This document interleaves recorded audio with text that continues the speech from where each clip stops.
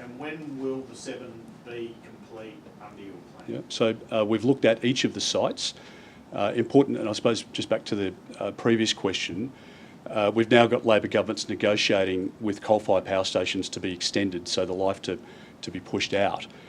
So in a couple of cases, we think that the state governments are likely to push that out further than what they're publicly saying now, because the energy system just won't cope with an absence of that amount of energy in the network.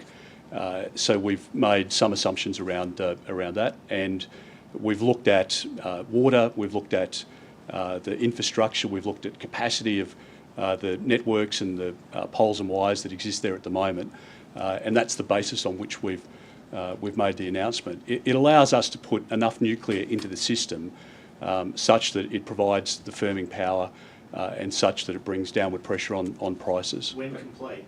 Oh, sorry, and when complete. So in terms of the first 2, which we in Ted's and Ted can go into some more detail, but so we say between 2035 and 37, depending on which technology you use, and then out into the 2040s, so ahead of 2050, and that is achievable. It's a sensible rollout, and given capacity constraints within infrastructure providers, etc., that is a reasonable runway for them over the 2040s as well. What other countries have done that sort of rollout, 0 to 7 in that sort of time? Well, if you, I mean, there are 450. How many reactors around the world at the moment, Ted? And so the fact is that you can look at different factors in each environment. I mean, some will roll out more quickly than others.